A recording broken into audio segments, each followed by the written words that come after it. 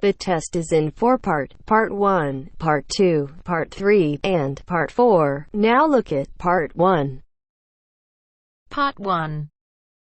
You'll hear a student asking for advice on her accommodation. First, you have some time to look at questions 1 to 6.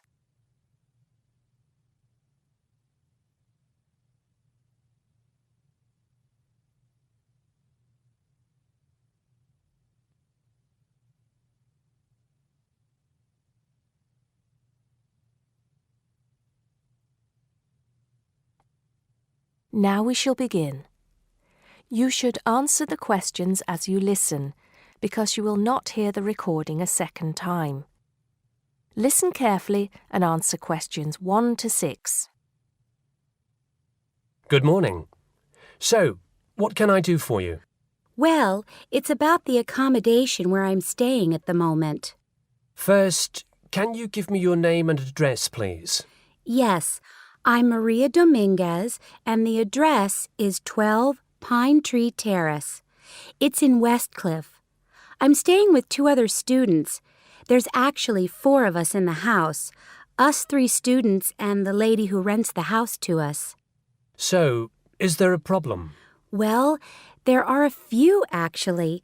You know, I'm a first-year student, and though I lived away from home for a while when I was studying over the summer in Mexico City, I've never lived abroad, and it's a big change for me. The course is tough, but that's not the main difficulty. I'm coping with that up till now, anyway. The accommodation was arranged for you by our office, wasn't it? It's a nice place by the sea. Okay, but it's difficult. There are only a few buses, and it takes about 50 minutes. It's just so far away, and there's no way I can get back if I want to stay on after 7. And also the other thing is, there's nothing to do there. It's basically just a village. All my friends stay on campus.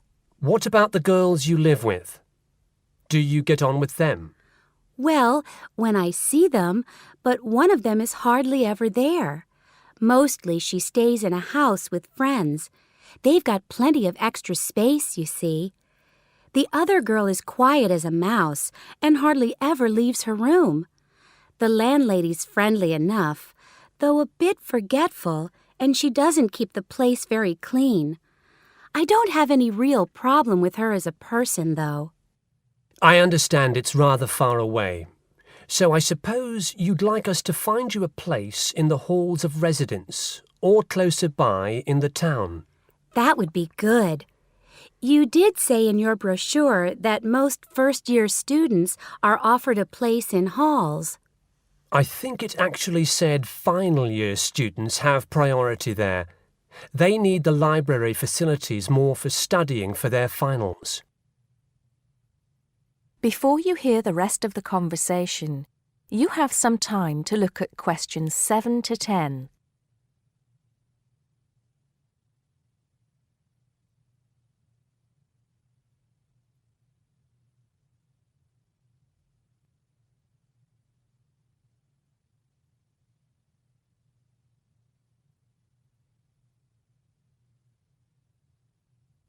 Now listen and answer questions 7 to 10.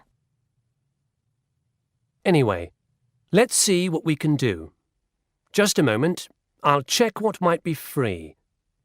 Sometimes students drop out or move from halls, though we were full at the beginning of term. By the way, have you checked the student notice boards? You know there's one in each of the 4 colleges, don't you? There are often requests for people to share houses, and it can be quite cheap. No, I hadn't thought of that, but it's a bit of a risk living with complete strangers.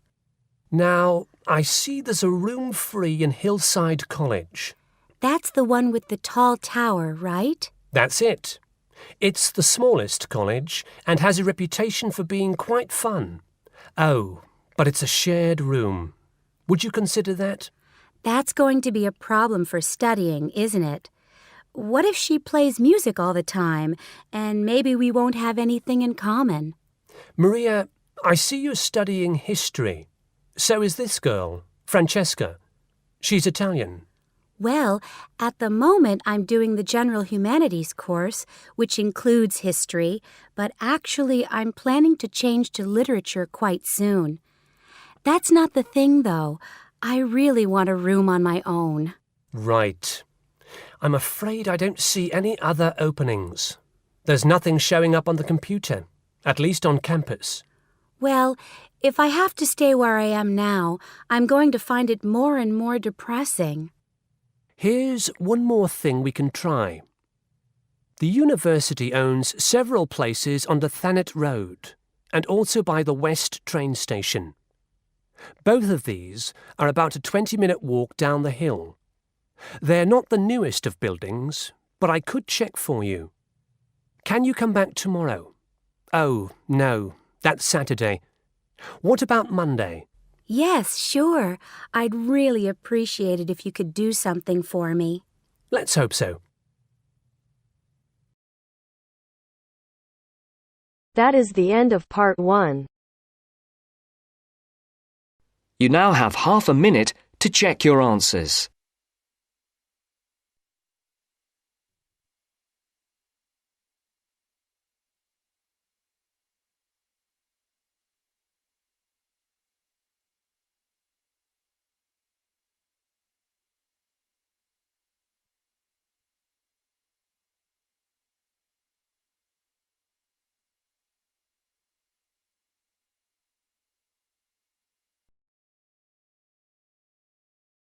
Now turns to part 2.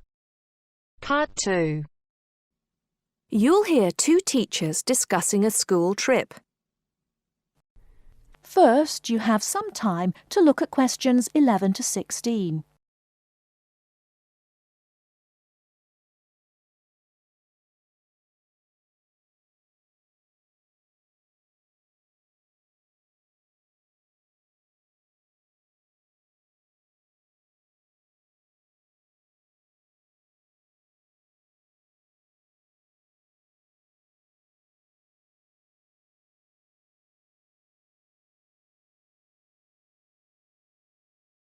Now, listen carefully and answer questions 11 to 16.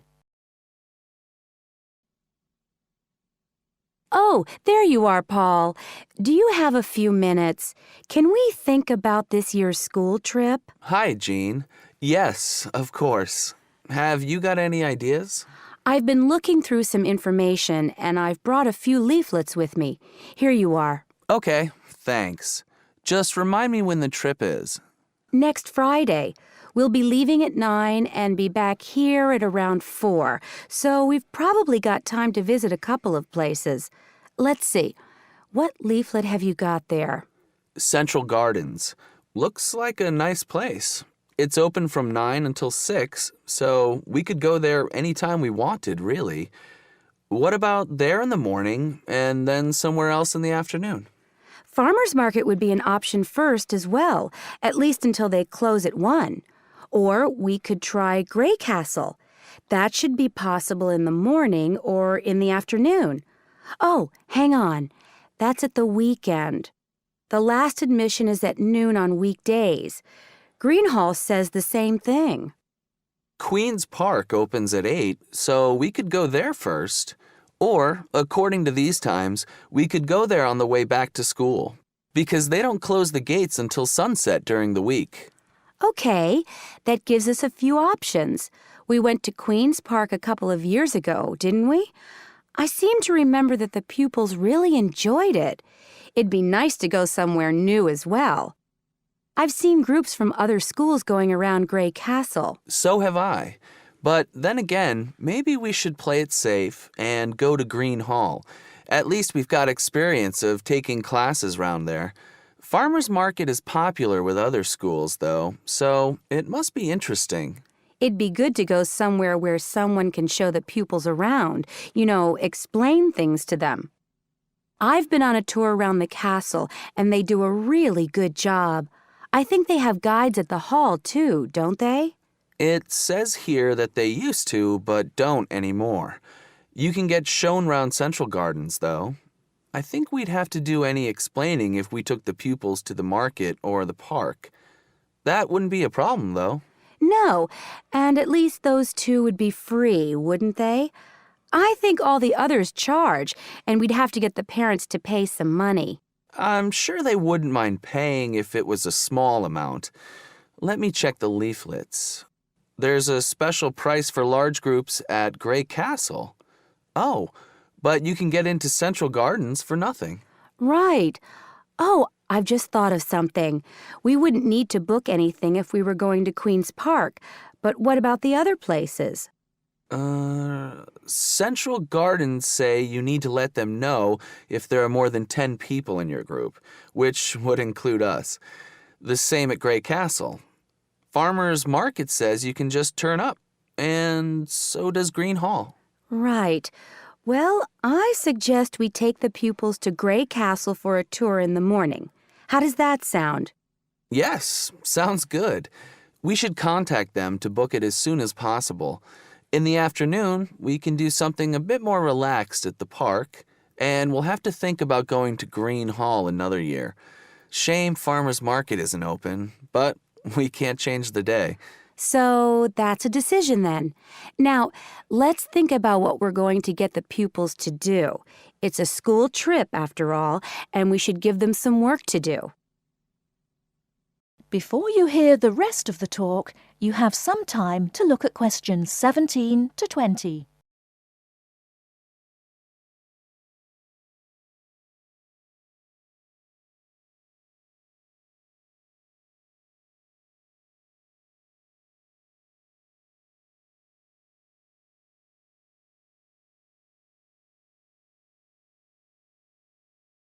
Now listen and answer questions 17 to 20.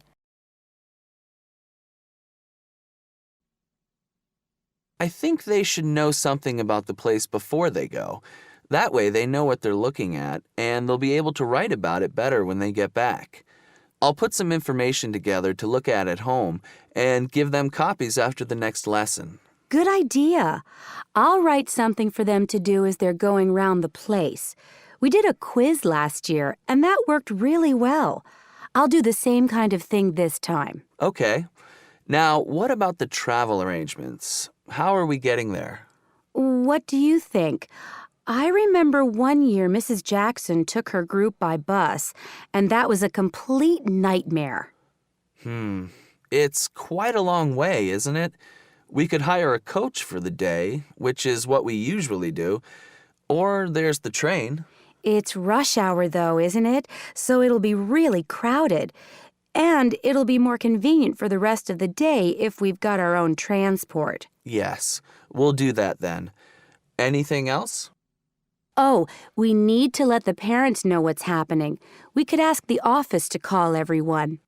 It would take too long with so many. I know when we send a letter home, there are always a few pupils who lose it, but not all the parents have email yet, so I don't think we have any choice, really.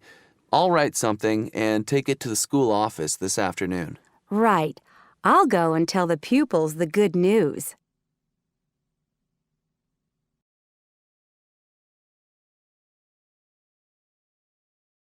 That is the end of part 2. You now have half a minute to check your answers.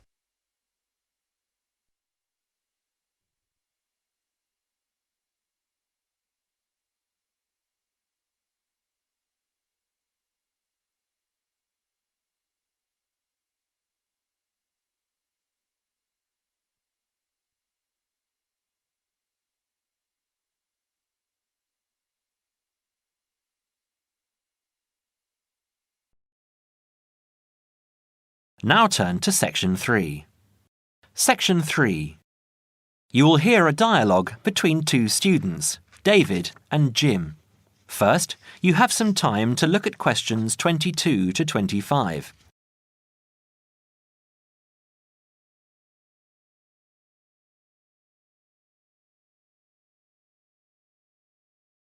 Now listen carefully and answer questions 22 to 25. Hi, Jim. Hi, David. I'm glad I found you. I've got a topic for our presentation next month. What is it? I thought it would be a good idea to talk about glass and how it's recycled. That doesn't sound very interesting. That's what I thought, but it is. Did you know that glass has been around since as early as 4000 BC, when glass was used in the Middle East as a glaze to decorate beads? Is it really that old? Yes, and by 1550 BC, coloured glass vessels were widespread and used for cooking and drinking. The earliest known clear glass is a vase found in Nineveh in Assyria, dated from around 800 BC, which is now in the British Museum here in London. You know, I think I've seen that. I was at the British Museum a couple of months ago with Lisa. We don't realise how valuable glass was. It wasn't used widely back then. Until the 18th and 19th centuries, glass was very expensive and was used for limited applications, such as stained glass windows for churches. Large-scale glass manufacturing began with the Industrial Revolution, with the mass production of glass containers beginning at the onset of the 20th century, and glass light bulb production automated in 1926. How expensive? I don't know. But nowadays glass is much less expensive and is taken for granted as a packaging material, in addition to its use in windows and other applications. Do you know what glass is made from? New glass is made from a mixture of 4 main ingredients: sand, soda ash, limestone and other additives. These additives include iron for colour, brown or green, chromium and cobalt for colour, green and blue respectively, lead to alter the refractive index, alumina for durability, and boron to improve the thermal options. Annually, total glass use in the UK is estimated at around 3.6 million tonnes. Before you hear the rest of the conversation, you have some time to look at questions 26 to 31.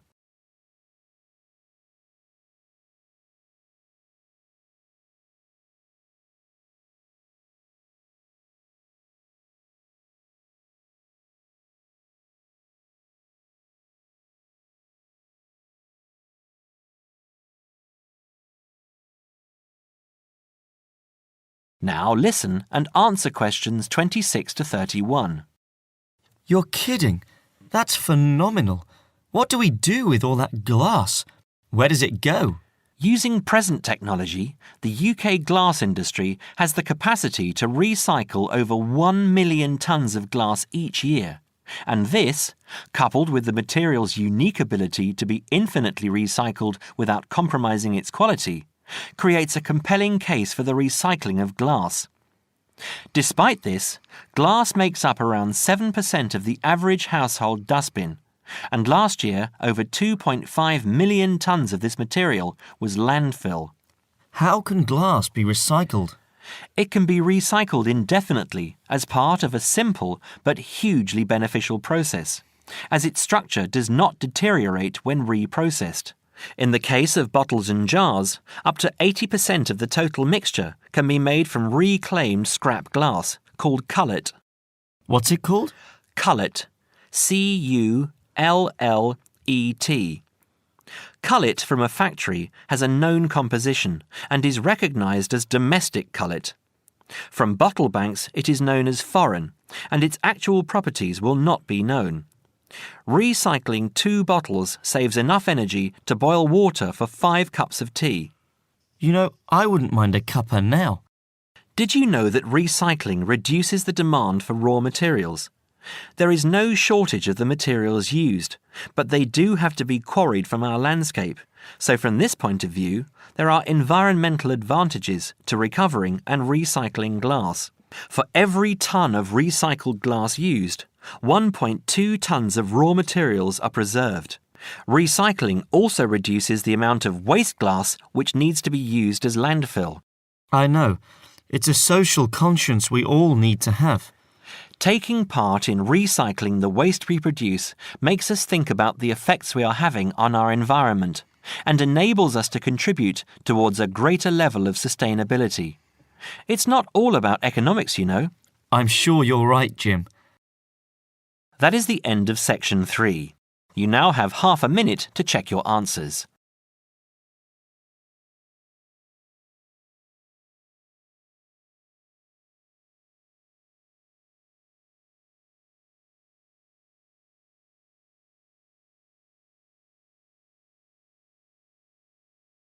Now turns to Part 4. Part 4. First, you have some time to look at questions 31 to 40.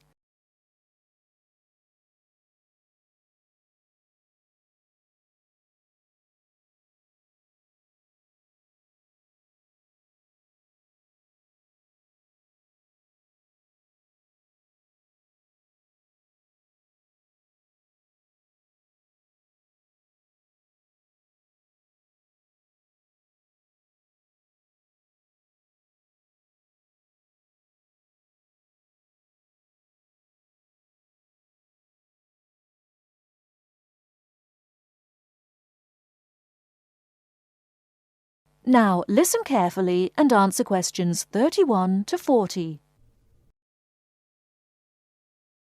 Today I'm going to talk about the city of Barcelona and its architecture. First, the city. Barcelona is a city of some 1.5 million people. It is a port situated on the northeast coast of Spain in the province of Catalonia. The people speak Catalan as their native language, but most are also fluent in Castilian Spanish and some speak English too. The city centre is surrounded by a ring road which encloses a grid with 2 major roads running diagonally across it. These are the Avenidas Diagonal and Meridiana. Probably the most famous street in Barcelona is La Rambla, which connects the Plaça de Catalunya in the town centre to the statue of Columbus on the water's edge. All along the centre of this wide boulevard are stalls selling flowers and artistic works. Barcelona was founded by the Carthaginians from modern-day Tunisia in North Africa. It grew under the influence of the Roman Empire, later becoming the capital of Spain. Under strong government, it expanded its trade, exporting cloth to other Mediterranean ports, and establishing itself as a financial centre. It went into decline after 1400, and in 1640 it was the centre of the Catalan Revolution against King Philip IV of Spain. Now it is considered by many to be the cultural centre of Spain, and the Olympic Games were held there in 1992. Now to the architecture. Throughout the city there are many fine buildings, churches, cathedrals, markets and squares, which date back to the 13th century. One very fine square, which can be entered from La Rambla, is the Plaça Real, or Royal Square. This was built by Molina in the 19th century. 7 narrow passages lead into a large central area, which is surrounded by 2-storey buildings. Most of the ground floor is occupied by restaurants and bars, and it is traditionally a place of music and entertainment. It is impossible to talk about the architecture of Barcelona without mentioning Gaudí, who dominated the scene from the 1880s until his death in 1926.